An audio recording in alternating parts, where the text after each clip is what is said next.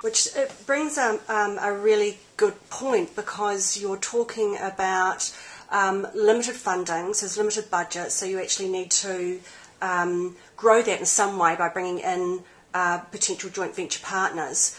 But what I'm interested in knowing is that when you go out and do a campaign with a destination, it's not really your responsibility to actually promote the individual supplier, is it? Not at all. We're supposed to bring the horse to water. And it's up to them to make the water really good for the horse to drink. We characterize it as we're the shopping mall owner, not the individual store. It's helpful that all the stores work together.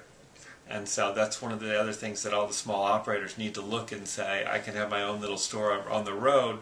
I'm not going to get the traffic unless I go with all my competitors and bring that shopping mall theory. Our goal is to do the marketing. Their goal is to do the sales.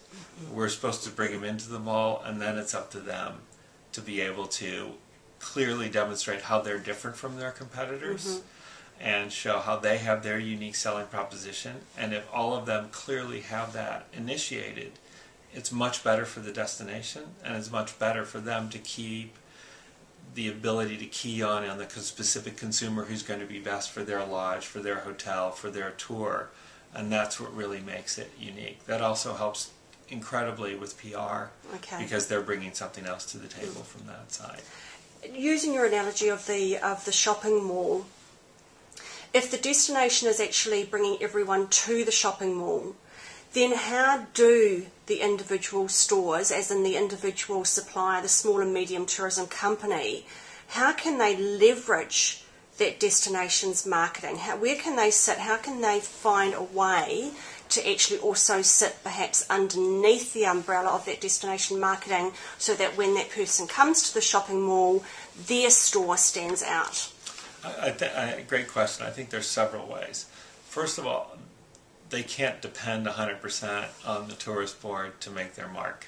That doesn't work. It never does. And going back to the shopping mall, if I've never heard of ABC store, I'm not going to go in just because it's in the mall. It's going to help, but I need to do my own marketing. In today's environment, you've got to look at every distribution avenue. Do you need to be on the OTAs? Yes. Do you need to be on the meta-search? Yes. And the more people are out there, the better. We work with one small destination that only had three hotels on the Expedias and the Travelocities. When there's 20, the hotelier's like, I'm not sure if I want to pay that commission. The reality is they're not paying that much commission for, in essence, free advertising on those OTAs. The other reality is, if there's only 3 properties at that destination, the consumer is going to come to the conclusion that there's really nothing there. The more that are there, the more that the consumer is going to create interest in that destination. So I think that helps too. I think when it comes to small properties and tour operators working with tourist boards or representatives, the first thing is they need to get involved. They can't be passive and wait for the tourist boards to give their help. It has to be a two-way street. They need to use the resource as expertise in the area where the tourist board is set up, if it's the UK, if it's Europe, if it's the US. Quite often we hear people saying, I've developed a new product, nobody else is doing this. Well, the first question is, maybe there's a good reason no one else is doing this. I think a lot of small products get preoccupied with the product and become product-centric instead of market-centric. Before they develop something, they need to say, who wants this? What does the consumer want? And I think it's important to use the local expertise of the tourist office or the representative to say, what do you hear in the audience? What do they want? Do they want 5-star? Do they want 3-star? What can we do? And I think they have the determination of, once they select that and develop that, they need to be dedicated to it. It's not that you can pick one specific audience and say, okay, well that's what it is, I developed a program for it, and 6 months later I wasn't getting the buy-in on it. Well, of course you're not, because it's going to take 6 months to a year to establish yourself, for you to understand that market, for you to get out there, and for you to develop something. So the more there's that connection and that understanding of the audience, the more that product is going to be able to be developed market-centric rather than product-centric. Okay, so really the two takes from that is, one, be proactive in actually communicating with your Convention and Visitors Bureau, your regional tourism organisation, or your national tourism organisation, depending on whether your the promotion of your particular product is going to be local or national or international. Exactly. And then secondly, really just to get out there and be visible, especially in the online environment, the social media networking and everything, is just to get out there, as you say. There's no point having 3 hotels on a destination and something like Expedia if there's 20. So in order for suppliers to really reap the rewards of any destination marketing, they equally also need to be out there en masse as a combined destination and a combined, whether it's hotels or activities or attractions, doesn't matter, but that in itself would just give a far greater voice to the destination marketing activity that you're doing. By all means, by all means. And I think they need to take a hard look at, sometimes properties say we need to do something internationally. And in today's environment, internationally is too big of a word.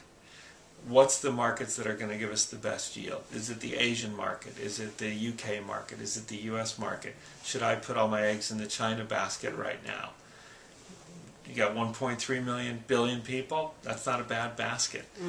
Maybe it's the India basket, and that's what I want to focus, because I can't do everything globally. Obviously, it's dictated by the product and what you're able to do. I know a small operator who decided he wanted to go after the Indian market, and the first thing he did was he changed the menu for Indian food. That was the biggest thing that he did. It was worthwhile. It was market-centric because he knew the Indians have to have their Indian food, and that separated him from everybody else out there. Now, obviously, that's not for everybody, but that was important. He talked to their representatives in India and said, how do I do this? What do I do?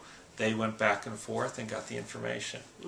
I mean, I think, in a nutshell, it's important to listen to the market representatives. They're all, for the most part, everyone that I know around the world, they're more than happy to talk to you about it. Small, large, it doesn't matter. They'll talk to you, they'll give you advice, and they'll be very helpful if it's asking about the market, asking about consumers, whatever it happens to be. I think if you listen, then you can turn around and come up with some solution for it. And there's 100 case studies of how somebody came up with something that was specific for the market. I think there's a lot to be learned from these people, not just from the research, but from the information.